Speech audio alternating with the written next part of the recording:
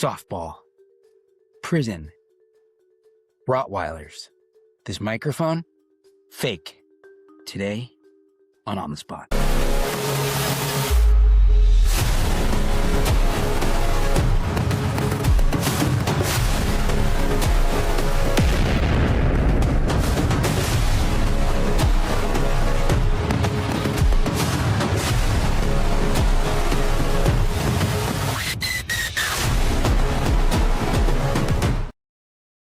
Welcome to the On the Spot podcast, where we talk to people from all walks of life and recovery, brought to you by your favorite sober lounge. Well, probably the only sober lounge. I don't know if it's the only one. I didn't really do research into it, but it's the Spot, and they're on 43rd and Northern out there in Phoenix. They host several meetings every day, cultivate a positive environment of fellowship and recovery that supports sponsorship in the 12 steps.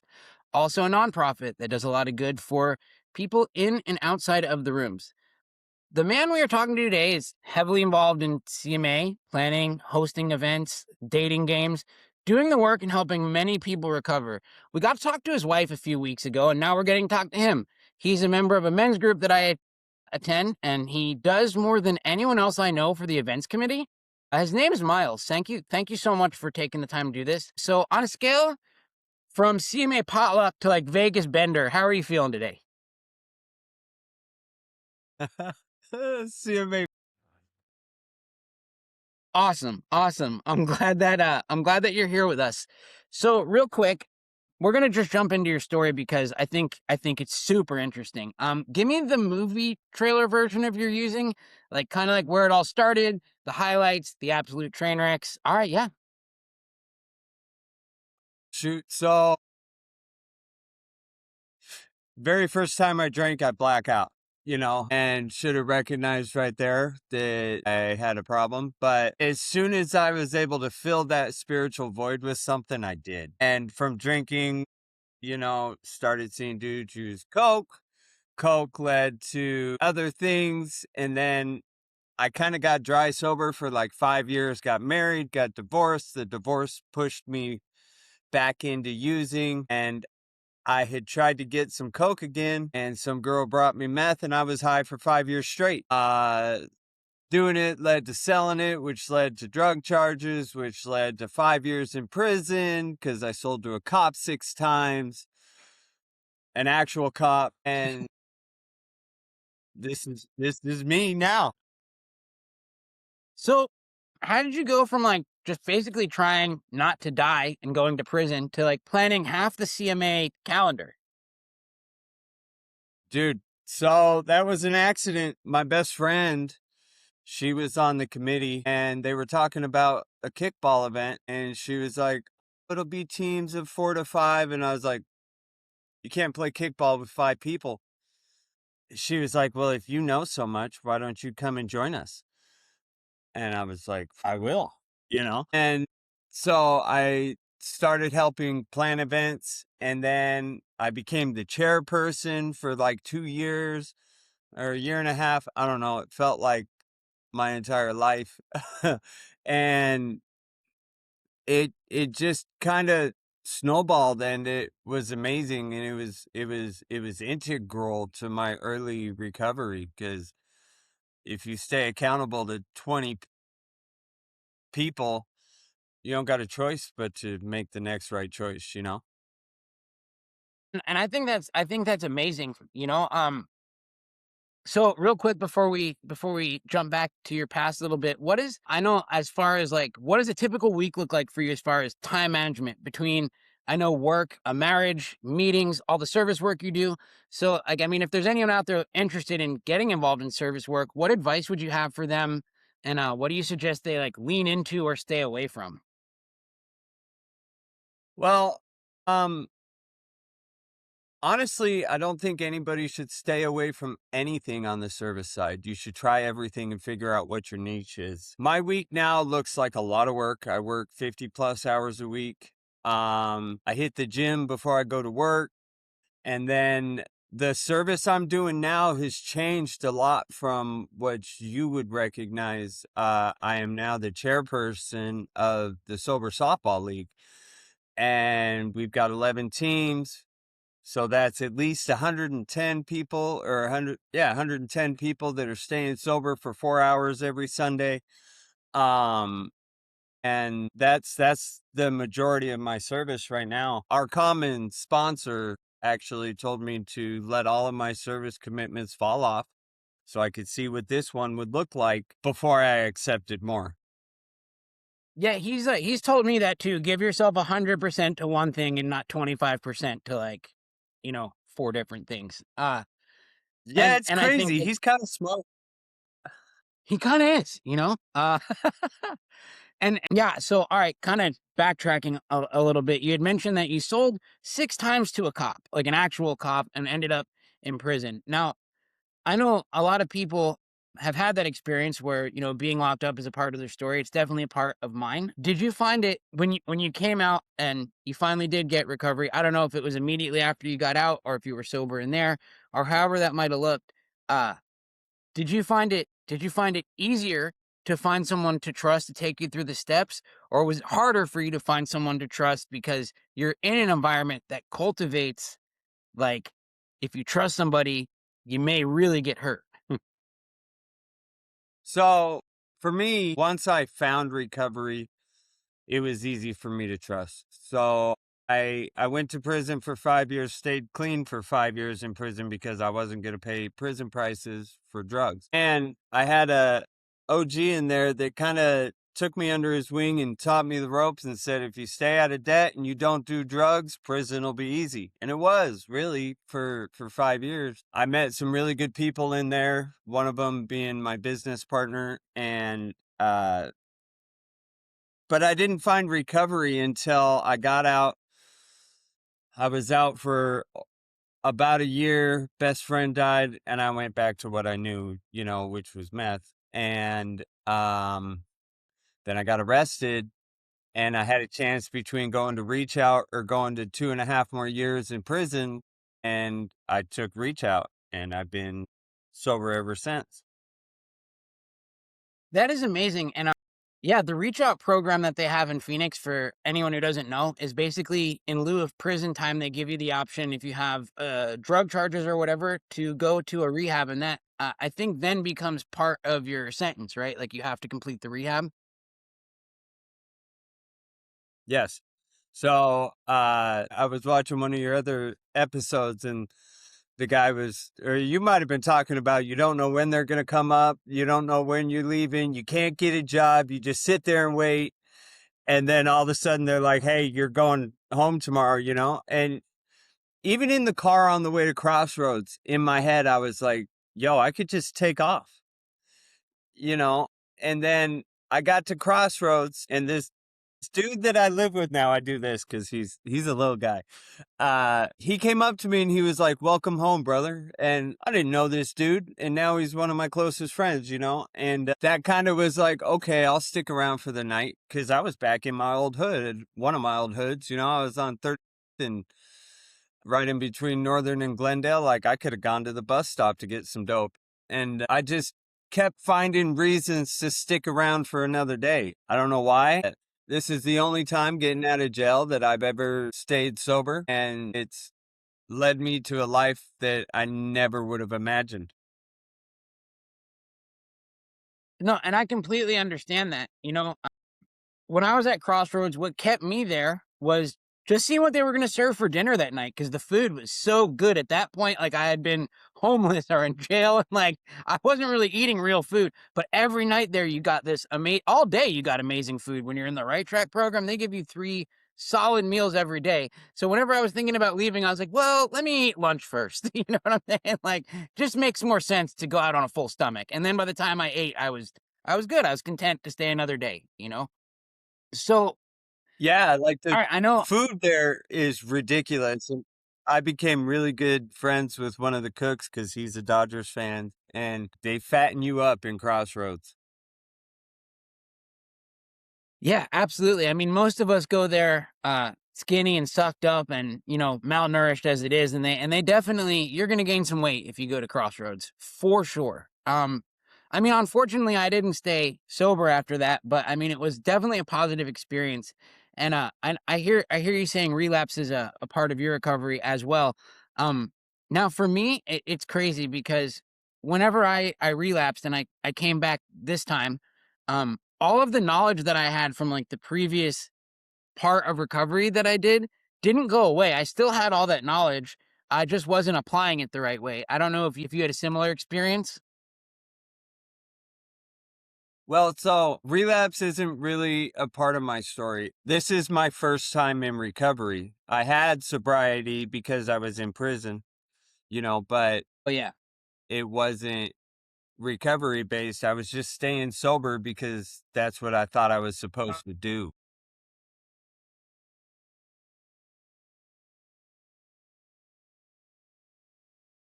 Yeah, and I mean, not knocking it, man. Like I know that it's easier to get high when you're in there than it is on the street almost, but you're gonna pay a large amount, and sometimes that can definitely result in you getting hurt if you don't pay it. So that's a huge motivation. Yeah. How is it different this time for you being sober and like having some sort of basically how is it different implicating the 12 steps in your life rather than just being sober? Really, it's those situations that used to confound us, right? A close friend passes away. You get in a fight with your girlfriend or wife. You don't get the raise you want at work. Like all these reasons that in the past would cause you to pick up. Now you're like, okay, first step, call my sponsor. Second step, talk to my foundation. Third step, talk to, one of my really close friends. And a lot of times it's wifey that wrangles me in and, doesn't co sign my bullshit and tells me where I'm being wrong. So it's crazy. You guys met in recovery, she said, right? Like, did you find and she said it wasn't even something she was looking for and that you were kind of shy to go up to her. How is this relationship that you're in now that you're I mean, obviously you guys are married and everything's pretty much working out. How has that been different than the stuff you've experienced in the past? Like when for those of for those of you out there who are like, "Oh, I need to get into a relationship like right away because I'm in recovery," and like whatever. I just wanted to hear your perspective on someone who actually did wait a little while, found the right person, and it kind of all worked out. So the major difference is the health of the relationship. We talk about things, we set boundaries, we compromise, we do things we don't want to do in support of the other, and just because of the people we are today, we're able to say, "Hey, I didn't like when this happened," but without it causing a fight. And don't get me wrong, my wife and I both have very strong personalities, so there are disagreements that happen, but we're able to work through them instead of making it worse, which is what I used to do. Like, okay, you're going to accuse me of X, Y, and Z. Well, I'll prove you right. Whereas now you're going to accuse me of X, Y, and Z, and I'll try to show you how I'm different. So basically, like navigating the relationship today looks a little bit differently than it used to in the past for you because both of you come from a foundation of spiritual principles. I feel, and it seems to be. Do you feel that that's what makes a healthy relationship? Yeah, and just the communication really. Not being afraid to tell the other person how you feel and being aggressively honest with each other, and it just allows for a free flowing just things get solved a lot quicker than they would if there was just always problems and always fighting, and having the spiritual principles but also having just the knowledge of this is my person, this who's who I want to be with for the rest of my life. Like I am a lot more willing to work things out where in the past I wasn't. And so last time I was sober, my first go around at this, I actually I went to a couple of CMA committee planning events. Like So basically, they were like planning a CMA event, and I went to their committee meeting. And like, for those of you out there, and I've said this before, who don't think you're going to have fun doing service work in recovery, that was one of the most fun experiences I've ever had. Like, there were so many different personalities in the room, and like everybody's arguing, and it's hilarious. And like, it seems like nothing is getting done, but like, there's stuff getting, it's chaotic, but it's organized chaos. And like, what I was going to say is, do you feel that your service work and being at all of those events and dealing with those different personalities working towards a common goal, do you think that that's helped you in other areas in life? I work for a truck driving company now, and I manage 42 different personalities, right? And when I was the chairperson of E&F, I would have to know how to talk to this person in order to get something done, and how to talk to that person in order to get something done. And so having that experience helps me with having to talk to this truck driver who's old and grumpy, or this truck driver who's young and entitled. So it definitely helped me out. And you're right. Service work is a lot of fun, and you never leave an event with an empty cup, and when you put in all the time and effort to plan an event and it comes off and it's successful, like, there's nothing more gratifying than that. And you brought up another good point, like learning to communicate with different personality types. It helps break down the barriers with people. And I mean, I'd imagine that that probably helps you with sponsorship too. When you see a newcomer and like, just knowing how to talk to them and break down those walls and getting them comfortable to open up. That's probably something that, what I'm saying? All of us who've been in recovery have had to deal with a newcomer that doesn't really want to open up. But knowing how to communicate with them, because communication is such a big part of life, in general. I mean, I just want to know your experience with that. Like, how has that communication transferred over to like other areas like sponsorship? So a lot of that, like, I'll be honest with you, I'm 4.5 years sober, right? And I still don't feel like I'm a good sponsor. I've gotten two guys through the steps. I've got two guys that call themselves my sponsees right now, but we're not doing any work, and because our sponsor tells me don't chase them, so I don't. But I'm always there Yeah. and I'm always ready. But the communication is key. I basically let them know, yo, the ball's in your court. I'm not going to chase your sobrieties harder than you do. And either they get with the program or they don't. And I actually had a sponsee who we were actively doing the work and he overdosed. They're getting the same information that you and I got, and the same recommendations and the same resources, and sometimes it sticks and sometimes it doesn't. You never know. The two who made it through the steps with me, if I would have made a bet, they weren't going to get through the steps, right? So, and then the guys that are all gung ho and ready, and then you give them that packet that you and I both did, they're like, I have to do This takes work. actual work. And Yeah. it's surprising. Yeah. Yeah, and I mean, and it's crazy because I'm coming up on 2 years, and I've had a couple of sponsees, but they've all dropped off, and I was feeling like bad about that or whatever.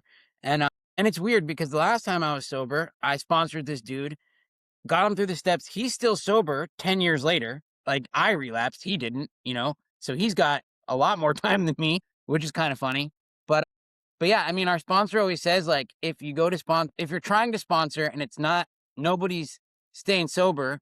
It even says it in the book where Bill's like, "Oh, I can't keep anyone sober," and his wife is like, "But you stayed sober." So you know what I'm saying? Like, sometimes you got to look at it from like that perspective. Even though our sponsees aren't staying sober, because staying sober is not really par for the course, unfortunately, in what we do. It keeps us sober at the end of the day, right? Right. So, all right, yeah. Walk me through like what are some of the craziest things you've seen happen at an event? I want to ask you those questions because I know you've been to several, you've planned several. What's some of the craziest stuff you've ever seen? One of the craziest things I've ever seen was a bunch of men in bikinis. I was one of them. I've heard stories, right? Like, we have security for the money because I've heard about being robbed at knife point for our funds. And like, that's crazy to me because you'd have to be really fast to get away with that money if I was there. But I've been blessed, man, doing the events because I've never had anything crazy happen. Not no crazy injuries. I mean, we play slip and slide kickball. Nobody's gotten hurt. Like, what are the chances that you can put grown ass, out of shape adults on a slip and slide kickball and nobody gets hurt? Or at least we don't hear about it, right? We haven't gotten any lawsuits, which is a blessing. But nothing really crazy. It's just sometimes leading up to the event's kind of crazy.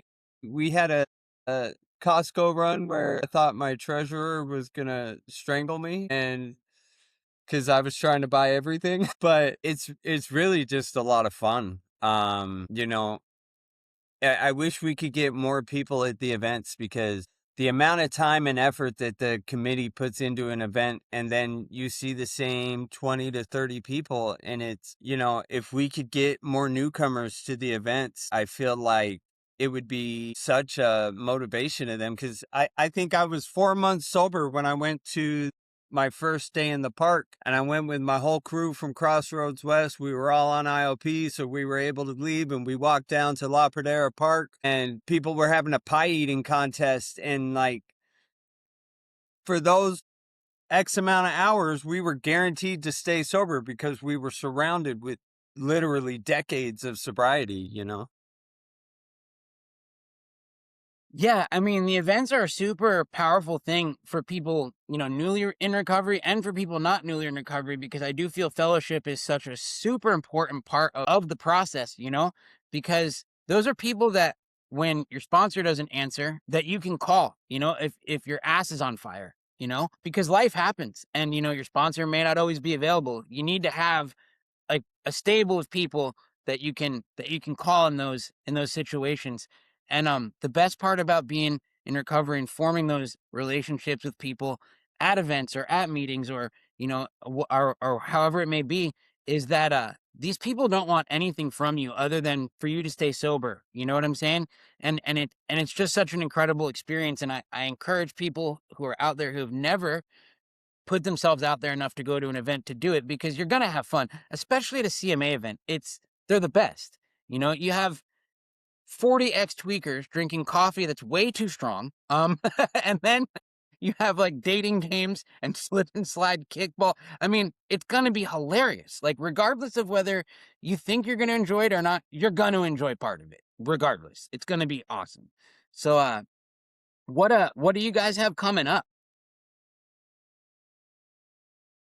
Oh, dude, so we've always got the sober softball league, and that's outside of CMA. It's all fellowships. So anybody looking to play softball, especially women, we need you. Coming up though, there's a dodgeball event getting planned, and there's the Valentine's Day dance at this spot, and then we also have Day in the Park, which is a softball tournament that CMA Rocks puts on. That's my home group. And so there's a lot of fun, relatively cheap activities coming up. So, for the people who are newly in recovery, I mean, I know most of the events are basically free, but if there is a charge or a sign up fee, is there any like scholarship programs available for people who can't afford it? For the really big events, yes. For, convention or 12 Step in the Pines or Roast Roundup, they always offer scholarships for those. As far as, like, let's say the Valentine's Day dance, like, that is a fundraiser. And so it does cost money to eat food. It does cost money to play the games because ultimately we're trying to do something that supports a home group that then supports the fellowship, right? So not everything's free. Unfortunately, in a perfect world, we'd be able to put on events where the entire thing was free and everybody just came and had a good time. But there's a key word in events and fundraising, and it's fundraising, right? And you can't raise funds without charging fees. No, exactly. And it's crazy because a lot of people don't know this, but that money does go to do a lot of good. And I just want to say, if you're a newcomer out there and financially is the only like, if you have some sort of financial setback and that's the only reason you can't go to an event, speak up. I'm sure there's somebody out there that can cover the $10 for you to get in or whatever. You know what I'm saying? Don't let your financial situation be the thing that keeps you from coming, you know? Reach out to someone. Someone will be more than happy to help you 100%. cover If it. you reach out, yeah, if you reach out to somebody who's posted the flyer like, "Hey, I really want to go to this, but I got to pay for my sober living rent and I got to pay my probation fees, I got to pay this and that." And you're like, "How do I get in?" I'm not a baller. I can't sponsor everybody, but I'll get somebody in the door, and I know everybody else posting the flyer feels the same way.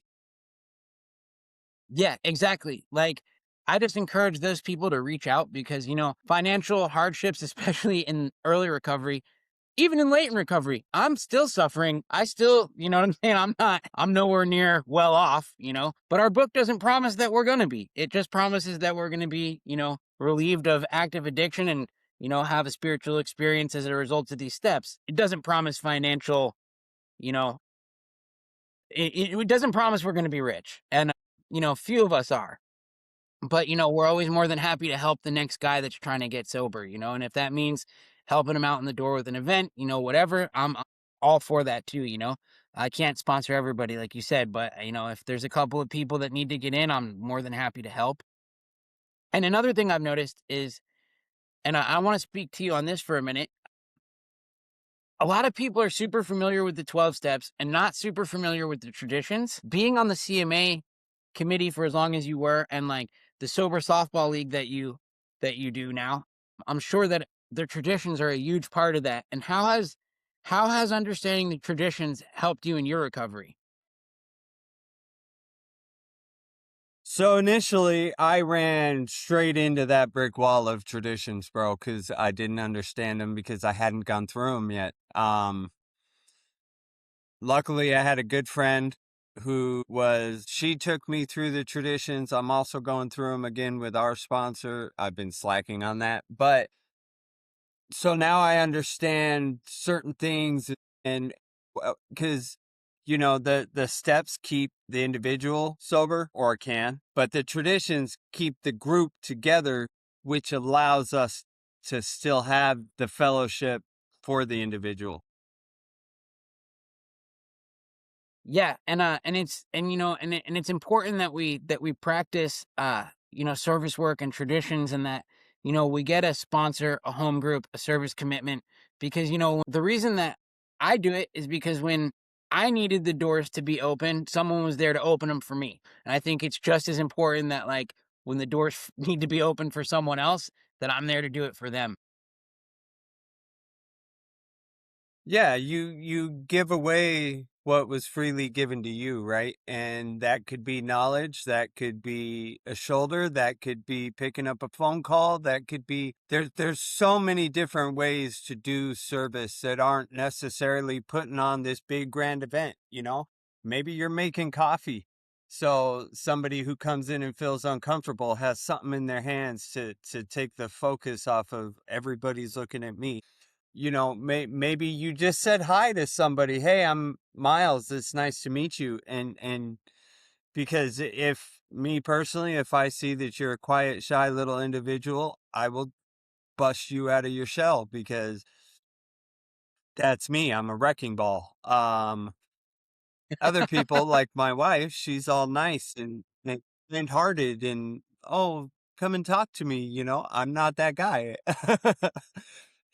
If you're gonna be around me, it's loud and it's lot of laughter, and that's how I live my life. No, I can definitely attest to that. If you're at an event and you don't seem to be having fun, Miles will pull you on stage or on into fun. You will make sure everyone there has a good time, and I've seen you do it. I remember with the dating I game, you tried to try, get me and to if participate, but I had, like, promised our sponsor that I, like, wouldn't sleep with anyone until I got through my steps. And like, I couldn't explain that to you in public. And you're like, why can't you join the game? And I was like, oh, and Brian had to be like, no, no, Because you can't. You can't. because I'm working. That was like a huge issue for me in early recovery. Yeah. But yeah, dude, No, yeah, that's the smart events too, are so fun. because we think, oh, I have 90 days in a row sober. I'm ready to find my life mate. Like, no, we make bad decisions. Yeah. Yeah. And like, and at that point in my recovery, I was almost a year sober.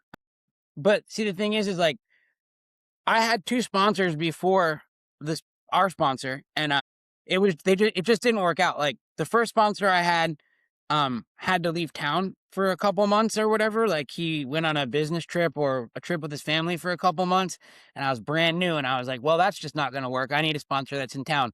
The second sponsor I had was, like, having a kid, so he, like, didn't have the time necessarily, and then I reached out to Brian, and I was like, "Hey, man, I need you to could you sponsor me?"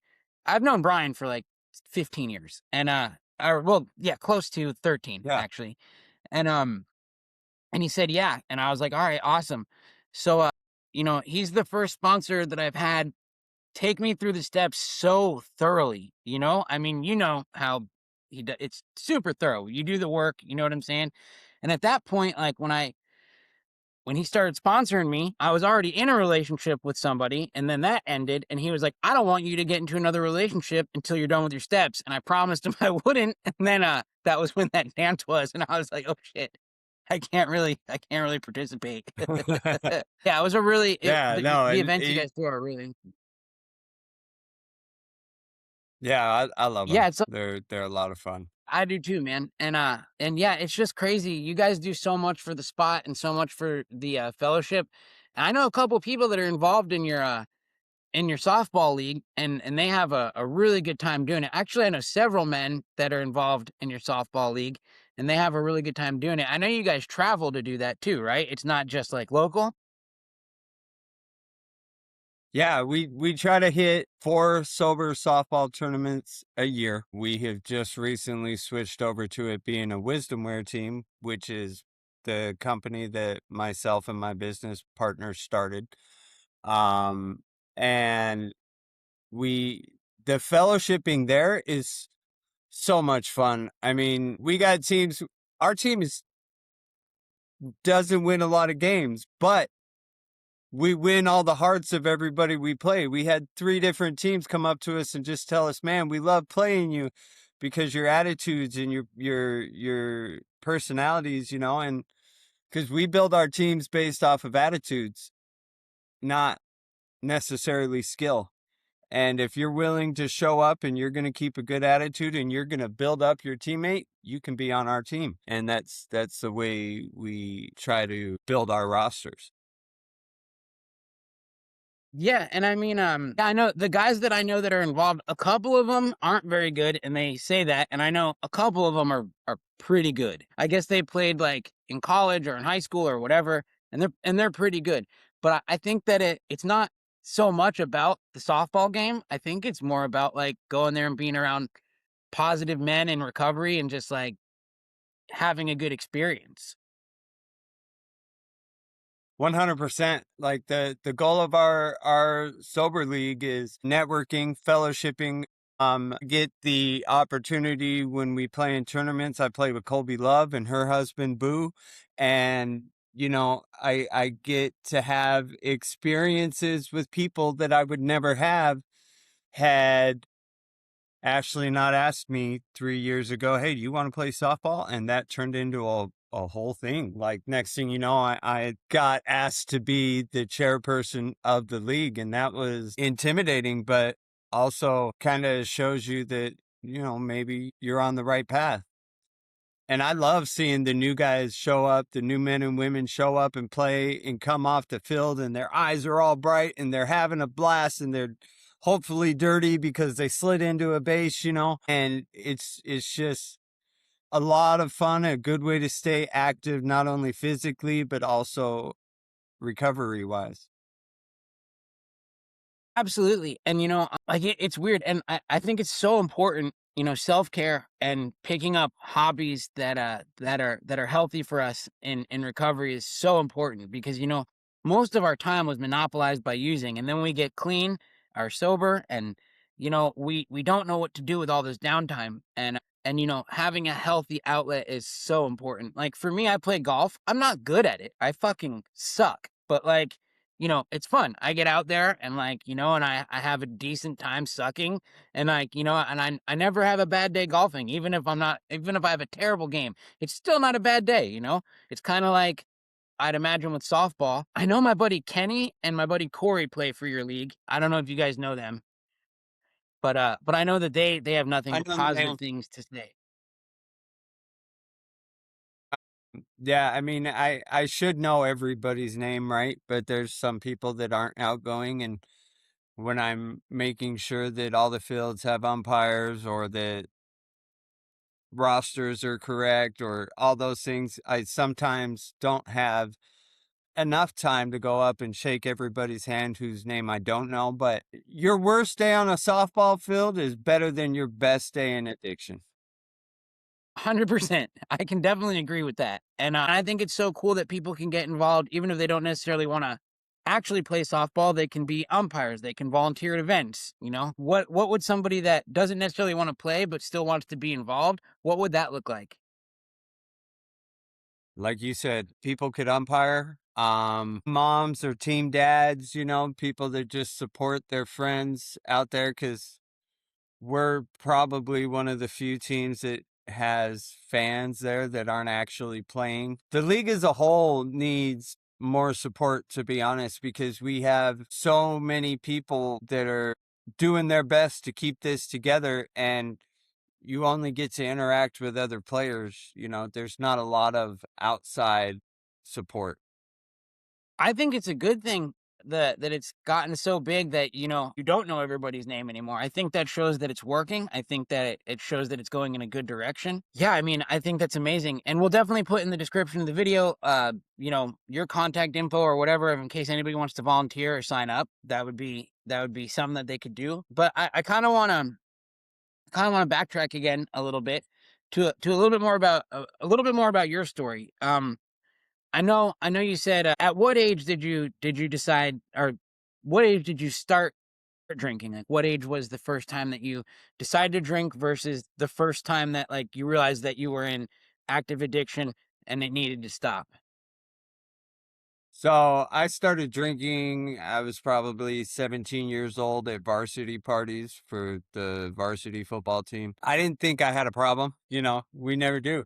As the snowball effect, losing jobs because of drinking, getting DUIs, stuff like that. A rational person would understand, like, damn, I got a problem. But me, I'd be like, they're crazy. I don't smell like alcohol. I stopped drinking at 3 a.m. It's 8 a.m. There's no way, right? Yeah. And that was just with booze. And then once, you know, hard drugs came into the picture, I was so good at convincing myself that there was nothing wrong that it, even my first time going to prison, I didn't think I had an issue. I just thought that my drug use caused me to commit crimes, and that's why I was in prison. You know, um, Not that I just make really poor decisions when I'm using meth. It took my dad telling me that the fact that I don't talk to anybody when I'm in active addiction is what hurts, because I didn't want to be one of those addicts that stole from their family, took the family heirlooms or did those kind of things. And so instead of doing that, I would just ghost everybody. And in my heart, if you don't see me in addiction, I'm not hurting you. Not realizing that the lack of me being there what was causing the pain. I can absolutely relate to that. I'm one of those people too. I push away everybody that I love when I'm using because I don't want them to see me that way, and I feel like I'm doing them a favor. Yeah. And it's really quite the opposite. It makes people worry more about you, when you don't reach out. Because the human mind goes to the worst case scenario all the times. If you're the friend or a loved one or a family member of someone who's in active addiction and you don't hear from them for a few months, you automatically assume they're dead, you know? Right. And Yeah, and you don't think a week turns into 2 years and you haven't talked to your family. yeah, and the sad thing is, that's why when we're in active addiction, our thinking is so messed up, and we think it's all about us. We think we're doing them a favor, like, oh man, if I'm not around them, I can't mess anything up for them, I can't steal from them, I can't do something wrong, But in reality, the not communicating probably hurts them worse than us being in their lives and messing up a lot. They already know we're not in a good place. I think Yeah, that's why they say the opposite of addiction is connection, right? right. Yeah, and, my wife likes to say that, late stage codependency leads to addiction too. You know, if you don't know how to get what you need out of life without adding mind altering substances, then you're going to continually fall down that rabbit hole. You need to learn how to be, gratitude and just appreciate everything that you have and not try to control the outcome, plan the effort, and life just becomes something that's enjoyable instead of something that feels like a fight every day. And yeah, and another question I wanted to ask you, and I kind of asked this of almost everyone I interview that has been to prison. W- the spiritual experience that you had going through the steps, like the higher power of your own understanding, is that something that you had before you started the steps, or was that something that you kind of gained through doing the steps? And after being in like a situation like prison, was it harder for you to open up to the idea of a higher power?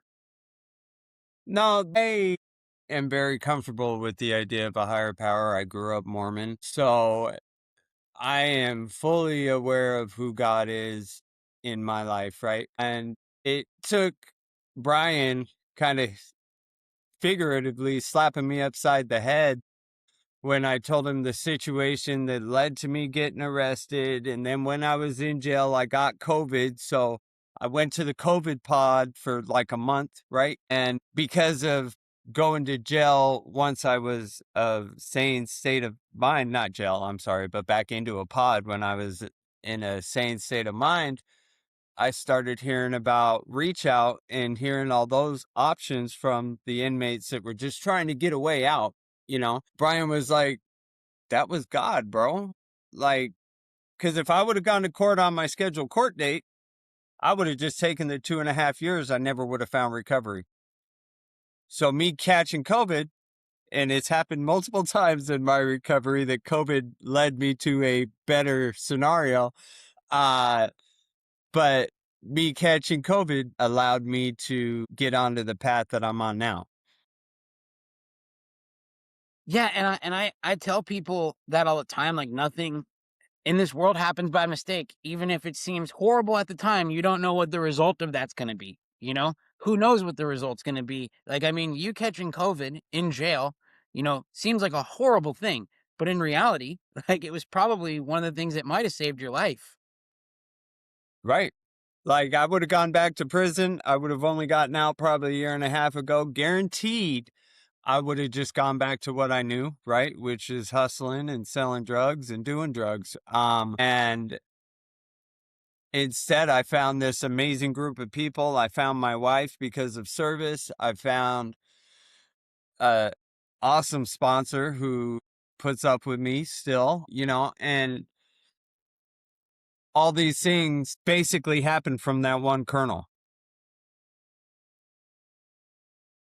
So, yeah, anybody who's out there that's listening to this that maybe either just got out or like is new to recovery, what would be your best advice to them as far as what needs to be done to keep on the path that they're on if this is something they truly want? Man, be willing to take advice. Our best thinking got us to where we were at, whether 4 years ago, 6 years ago, or 30 days ago, right? So be willing to take advice because you're pretty much always going to be wrong in early recovery and be okay with that, you know? BMO gave me the nickname Trusting God because when he was first my sponsor, I moved out of sober living, didn't call him. I got engaged, I didn't call him. And he was finally like, dude, why don't you ever call me? And I'm like, bro, you're not my dad. Like, I don't have to call you for permission. And he goes, it's not about permission, Myles. It's about getting somebody else's point of view on the situation so that you can make an informed decision. And as soon as he said that, like the light went off. And for a while, he got probably more phone calls from me than he wanted. Yeah, I was in the same situation. He's probably received a lot more phone calls from me when I was in early recovery than he may have wanted. You know? Um, but speaking to that transformative power of what this thing is, I mean, for the people that are, we're felons, we've sold drugs, we've done this, that, and the other. We have the potential to be seriously dangerous people, and I think that that is a much more powerful transformation, to a kind, loving person. I think it speaks more to the transformative power of this program than someone who's never been through that, So people like you and like the people that we hang out with who've gone from one extreme to the other, I really think that that shows the power of this thing. I agree. There's times where I got to make a phone call and just vent and be like, these motherfuckers don't know who I used to be, And then, but we don't live that way anymore, right? And I'm honest in everything I do now, even at work. I'll take ownership if I make a mistake. And the qualities that you gain as a human being by doing the steps, I really feel like every human on the planet should go through a 12-step program, whether you're in addiction or not, because it just makes you a better human being. It does. I agree 100%. I've even had my older sister call me and vent to me about something, and I'll give her not recovery speak, but like how I would view a situation. And she'll tell me I'm right. And I'm like, what? Can you write that down, take a picture of it and send it to me? Like, because I'm never right when it comes to my older sister. And that's just this program working through me. And sometimes it helps people who aren't in the program. And sometimes it helps people who are in the program. And, it's an amazing program. It is. And and it's weird because all of the faults that I used to have that I used to be upset for having, like being a drug addict or being, this way are today some of my greatest strengths because I can identify the problem, so I know the solution, as opposed to somebody who's never been through addiction or never been through the mental health struggles. They don't really know what their problem is or where the solution is. So I feel like we're lucky to have identified our problem and we know that there's an actual solution out there, which would be the 12 steps of recovery and these rooms. No, I agree 100%. We kind of got a cheat code at life. Granted, it took until I was 38 to find it, but we just being able to live a life that is free of, I mean, it's not stress free. I don't want a newcomer to be like, oh my God, I'm going to get sober and everything's better. Not if you don't do the work, right? But if you do the work and you do a daily 10, 11, and 12, um, you're able to identify this is where I'm getting off path and this is where I need to go to fix it. Oh no, 100%. And I agree with you. And I feel the further along in recovery I go, um, the more serious problems that actually come into my life. However, today, I have the tools to navigate them, you know, and I think that's all attest to this program and a relationship with a higher power. And I think that every time that a new set of problems is put in my life, no matter how insurmountable they may seem, they always get worked out because today I have the tools to do it. It doesn't promise us an easy life, or a simple life. It promises us a life free of active addiction and the tools to kind of handle that. Yeah, 100%. Yeah, man. So, all right. Thank you so much for doing this. Is there anything that's coming up that you want to promote or anything that you got going on as far as like yourself that you want to put out there? Like I said, Valentine's dance, February 10th at the spot, and then hi. Oh, hi. And then we've got we've got the sober softball league. It goes almost year round. We take from May until September off so that people don't die on the field in the heat. Then, oh, that was gross, dude. And then, hey, stay away from that. And then we've got the dodgeball coming up, which flyers haven't been made yet, but as soon as they are, you'll see them on Facebook. Awesome, man. And for anybody that wants to get involved in the softball thing, we'll put your contact info or whatever in the description of this video. Um, Man, that is a beautiful dog. I just want to say, like, that is, what kinds were they? Uh, Ace is a pit bull boxer, and Ted is a purebred Rottweiler. I Hey, thought he was a Rottweiler. Yeah, I used to volunteer at the Humane Society, and we had a Rottweiler that like no one would go in the cage. People were like terrified of this Rottweiler to like feed him. And I'm like, why would you be terrified? You're bringing this dude food. He's gonna like you. Like, you know what I'm saying? Like, he's not gonna yeah, bite you. You're bringing him food. You're not in there taking it away. You're yeah. bringing it to him. When we first brought him home, my roommate brought him home. We would pet him, and he would growl, and it would scare us, right? And then we come to find out that he purrs like a cat, but it's a growl. And when you don't know him, an 85-pound Roddy growling at you is a little intimidating, but he's a sweetheart. And Ace is my Yeah, that boy. happens with one of my roommate's dogs too. Like she's a huge pit bull and like she'll like growl and then bark. And it's just because she gets overstimulated. And she's just so happy Yeah. someone's paying attention to her. But yeah, man, thank you again for this. And I really appreciate your time today. And yeah, everything will be in the description of this video. If you need to get a hold of Miles or want to volunteer for the softball thing or need to know anything about events, just look out for the flyers on the spots, Facebook, on their website. And thanks, man. I really appreciate your time today. Thank you. I appreciate the opportunity. Of course, man. You have a great day, dude. Thanks. You too.